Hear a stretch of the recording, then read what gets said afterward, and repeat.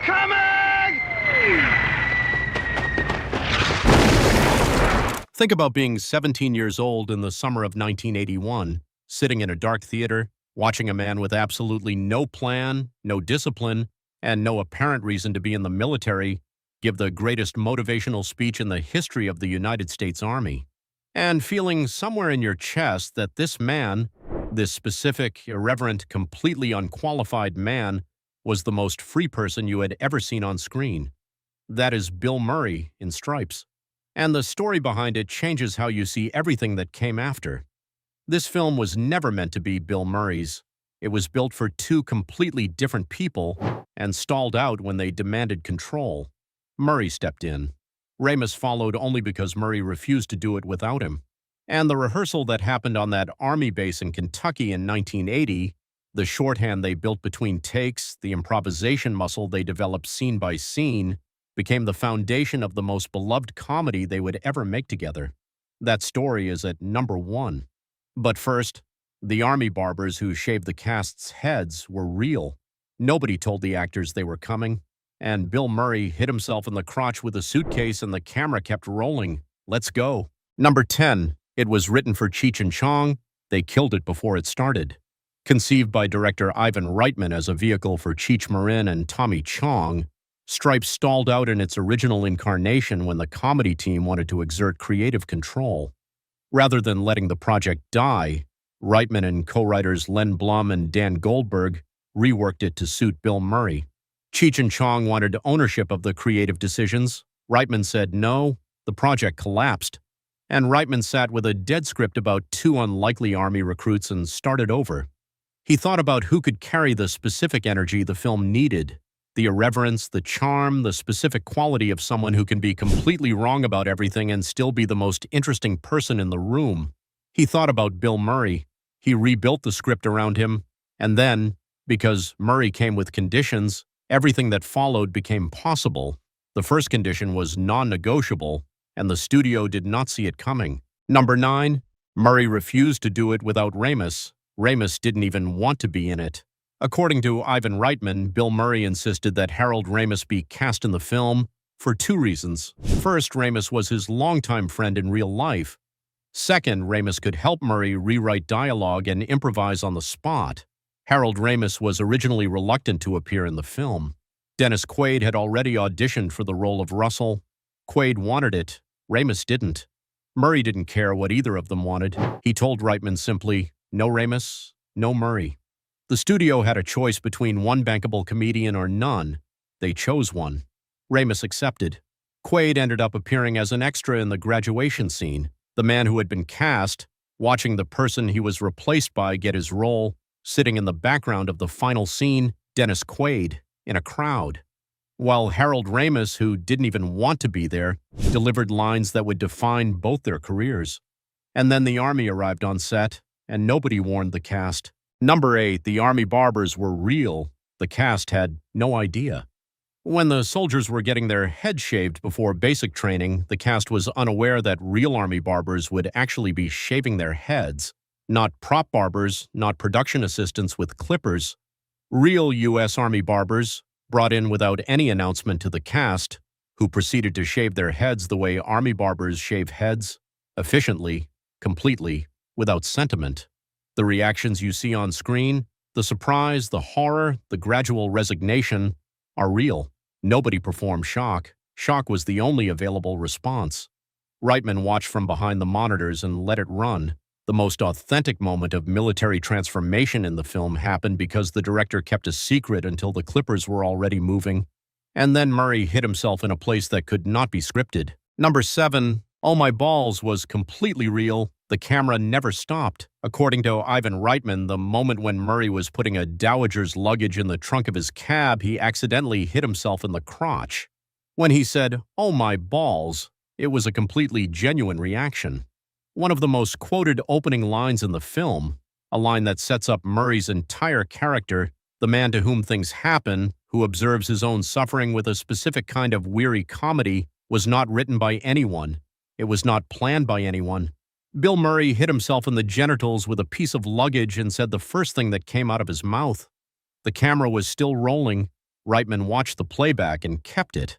The character introduction that tells you everything about John Winger arrived because of a suitcase and an unfortunate trajectory. And that was just the beginning of what happened when the cameras kept rolling. How old were you the first time you watched Stripes? Just the number. Drop it in the comments right now. Because this film found people at a very specific age, the age when Bill Murray's particular brand of not caring felt like the most revolutionary thing you had ever seen. How old were you? Old. Number 6, the backstory circle was almost entirely improvised, including the cow. When the soldiers are all gathered around telling their backstories, practically all of the dialogue was improvised, including John's random cow-stealing story and when he called Sergeant Hulka a big toe. Every scene had some element of improvisation due in large part to Murray and Ramis. The scene that defines the film's tone, 5 minutes of strangers in a barracks explaining why they joined the army, had a script that existed largely as a suggestion. Murray found the cow stories somewhere in real time. He found Big Toe in the same place. The other actors in the circle had to respond to lines they had never heard before, creating the specific chemistry of people who are genuinely surprised by each other. If you look closely, you can see Sergeant Hulka laughing in the background. Warren Oates, the fils Vitara character actor playing the hardened drill sergeant, could not keep his composure because nobody on set knew what was coming next, including him. And the improvisation was not always comfortable. Number 5, Murray and Sean Young despised each other. He vowed never to work with her again. Bill Murray and Sean Young did not get along at all on set. Young didn't like Murray's method of ad-libbing during scenes. Murray vowed to never work with her again. 2 completely incompatible approaches to the same craft in the same room. Young came from a tradition of preparation, knowing the lines, delivering them precisely, building a performance through repetition and refinement. Murray came from a tradition where the script was a starting point and the take was a conversation. Every scene they shared together was a negotiation neither of them was enjoying. Young found the improvisation unprofessional. Murray found the resistance creatively suffocating. The tension between them is visible in every frame they share, which, given that they are playing people who are supposed to be attracted to each other, created a specific kind of on-screen friction that the audience read as romantic and the actors experienced as something considerably less warm. And then came 3 a.m. and the spatula. Number 4, the spatula scene was filmed at 3 a.m. after 24 hours awake. The spatula scene in the kitchen of the general's house was filmed at 3 in the morning after the cast and crew had been up the entire day. Murray improvised the Aunt Jemima treatment sequence and souls reacted naturally to whatever he said and did. 24 hours awake, 3 a.m. in a kitchen on a film set. And Murray invented the Aunt Jemima treatment from nothing. A fully formed comedy bit that PJ Souls had no preparation for and responded to with the specific authenticity of someone who is genuinely uncertain what is happening. The exhaustion in both performances is real, the laughter breaking through is real, and the specific looseness of the scene, the feeling that anything could happen, came directly from a cast and crew that had been awake long enough for the filters to come down completely. Reitman called action at 3 a.m. and got the purest version of the film's comedy. And the film itself arrived at a moment that made it mean something neither Reitman nor Murray had planned. Number 3, it accidentally became the best Army recruitment tool of 1981. Stripes came out at a time when America was dealing with the hangover from Vietnam and general skepticism about the military.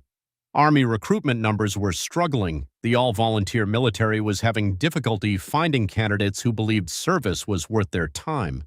And then Stripes opened. A film about 2 completely unqualified men who join the Army on a whim and discover, underneath all the chaos, that they are capable of something they never believed about themselves.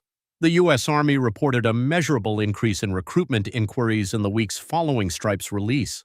Young men who had watched Murray talk his way through basic training and emerge somehow on the other side came to recruitment offices saying they had seen the film. A comedy about military incompetence became, accidentally and involuntarily, a commercial for military service. Reitman has described this as one of the more unexpected consequences of his career. He made a film about 2 men who had no business being soldiers. America watched it and thought, maybe I could do that too.